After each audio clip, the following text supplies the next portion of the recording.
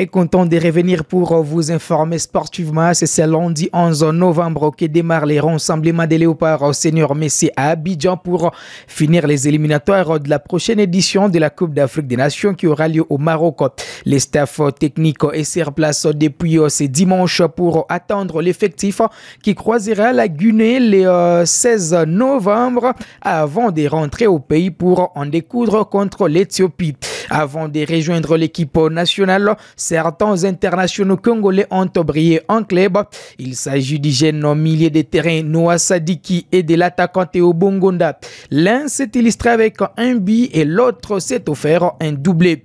Dans ce même chapitre, cette fois chez les jeunes, les Léopards U20 démarrent leur rassemblement ce lundi 11 novembre avec l'arrivée des premiers joueurs pour les préparatifs de la phase finale de la Coupe d'Afrique des Nations des moins de 20 ans.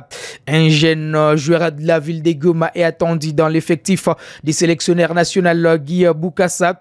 Il s'agit de Salomou Balingene, milieu défensif de l'AS Dauphin Noir. Bienvenue pour les détails.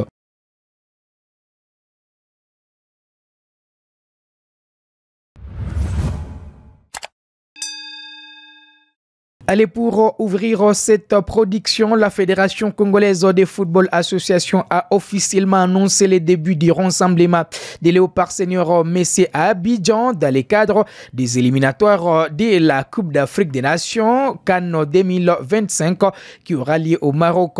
Les joueurs sélectionnés commencent à rejoindre la tanière des Léopards depuis ce lundi 11 novembre après l'arrivée du staff technique ce dimanche pour préparer les deux matchs décisifs de la campagne qualificative. Les premiers rendez-vous se déroulera le samedi 16 novembre à Abidjan où la République démocratique du Congo affrontera la Guinée pour les comptes de la 5e journée de ces éliminatoires. Ces matchs est d'une grande importance pour les Léopards qui comptent bien obtenir un beau résultat sur les sols ivoiriens. Selon d'ailleurs le sélectionneur national Sébastien Desabre qui était récemment devant la presse de la capitale congolaise à Kinshasa. Le second match se tiendra 3 jours plus tard, soit le mardi 19 novembre à Kinshasa où la République démocratique du Congo recevra l'Éthiopie pour la dernière journée des qualifications. Bien que les Léopards aient déjà sécurisé leur place pour la CAN 2025 après 4 victoires en autant de sorties, ces deux rencontres auront une importance capitale pour peaufiner leur préparation de la phase finale qui aura lieu au Maroc et leur position dans les groupes afin de gagner des places au prochain classement de la Fédération internationale de football. Et donc les Léopards sont dans l'obligation de s'imposer pour permettre aux Congolais de continuer avec l'effervescence. Avant de rejoindre l'équipe nationale, Théo Bongonda et Noah Sadiki étaient en fait ce dimanche 10 novembre. Je l'ai annoncé d'ailleurs dans les titres. Titulaire face à Gank de son compatriote Joris Kayembe, également présent lors de cette rencontre, Noah Sadiki a contribué à la victoire de l'Union Saint-Gilloise en inscrivant son premier but de la saison et permettant à son équipe de s'imposer sur les scores sans appel des 4 buts à brosse. À 19 ans, la pépite du football congolais a en fait ouvert son compteur de buts en professionnel. Malgré la victoire de Noah Sadiki et ses partenaires, l'équipe de Joris Kayembe occupe toujours la première position en Jupiler Pro League, les championnats belges de première division. De son côté, Théo Bongonda a réalisé un doublé avec Spartak Moscou lors du match contre Akron 4 buts à brosse. C'était les scores au finish dans les championnats turcs et donc c'est le même score du match entre les jeunes Joris, plutôt l'expérimenté Joris Kayembe et son jeune compatriote Noah Sadik. Et puis au terreau de l'ouverture du score, les Messi congolais ensuite inscrit le 3e Mazembe, continuant ainsi son festival. Début de cette rencontre, hâte de revoir ces joueurs dans l'équipe nationale de la RDC qui joue 2 matchs très importants dans ces éliminatoires. On va continuer toujours dans ce même chapitre de l'équipe nationale de la RDC, toujours dans la tanière des Léopards. C'est une bonne nouvelle pour les clubs anglais de Ipswich Town, promis cette saison en première division, ainsi que le football congolais. Les défenseurs central et latéral droit Axel Twanzebe a renoué avec les chemins de la compétition.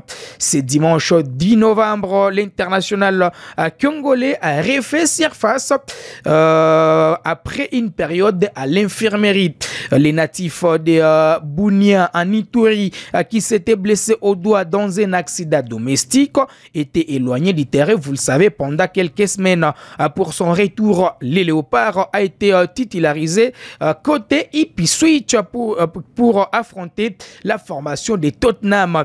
Dans cette rencontre, Ipswich Town et son Congolais ont créé la sensation en dominant Tottenham sur sa pelouse 1-2, quittant ainsi dans la zone rouge. Belle performance donc pour l'international congolais. Les défenseurs congolais qui étaient absents dans l'équipe nationale lors de la trêve internationale du mois d'octobre des suites de cette blessure va certainement manquer à la sélection nationale pour les 2 prochains matchs contre la Guinée, les 16, je vous rappelle une fois de plus, et l'Éthiopie, les 19. Les Léopards sont leaders de leur groupe, et donc Axel Twanzebe pourra donc retrouver l'équipe nationale de la RDC lors de la phase finale de la Coupe d'Afrique des Nations. Et là, il y aura une forte concurrence parce que il est ces derniers temps aligné dans l'équipe nationale comme arrière latéral droit, où Gédéon Kaloulou a fait forte impression lors de la trêve internationale du mois d'octobre. Et puis il y a une autre arrivée, c'est Peter Tchossi, ce joueur qui est aussi très important dans l'équipe nationale de la RDC. C'est Axel Twanzebe d'enchaîner avec des belles performances pour retrouver sa place de titulaire comme arrière latéral droit, puisque dans l'axe, c'est Chancel Mbemba qui s'est déjà imposé aux côtés de Inongabaka, surnommé Varane.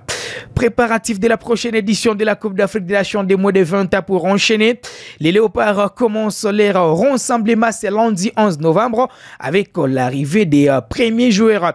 L'équipe se prépare pour les matchs amicaux face à l'Arabie Saoudite à Jeddah les 16 et les 19 novembre à 19h30. Donc, pendant que les Léopards seniors seront en train de définir les éliminatoires de la CAN, ces jeunes des moins de 20 ans seront aussi en train de jouer en amical contre l'Arabie Saoudite dans une double confrontation pour se mettre à l'abri avant la phase finale de la Coupe d'Afrique des Nations. Ces jeunes joueurs profitent également de la trêve internationale du mois d'octobre pour se mettre à l'abri.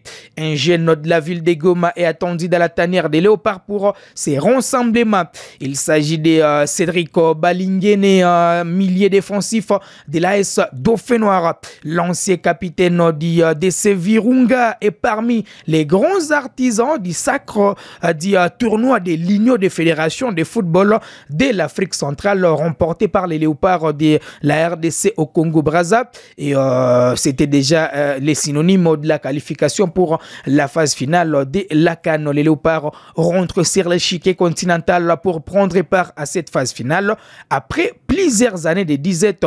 La dernière fois où la RDC a joué la CAN des moins de 20 ans, c'est avec la génération de ces défenseurs qui évoluent actuellement du côté de la Tanzanie, qui était en tout cas parmi les joueurs cadres de cette sélection. Ces joueurs qui est passé par d'abord les Daring Club Motema Pembe, mais aussi l'AS V-Club en Tanzanie. Il a joué avec la formation de Young Africa et aujourd'hui il joue dans l'équipe de Azam FC. Il y a un autre qui s'appelait Manzia Bidje, qui était aussi parmi les joueurs cadres de cette sélection, ou encore Ngoï et Momo. Depuis cette période, la RDC n'a pas pris part à une phase finale d'une Coupe d'Afrique des Nations de moins de 20 ans. C'est maintenant au sélectionneur national Guy Boukassa d'avoir un effectif capable de titiller les grosses écuries sur les continents africains afin de faire renaître le football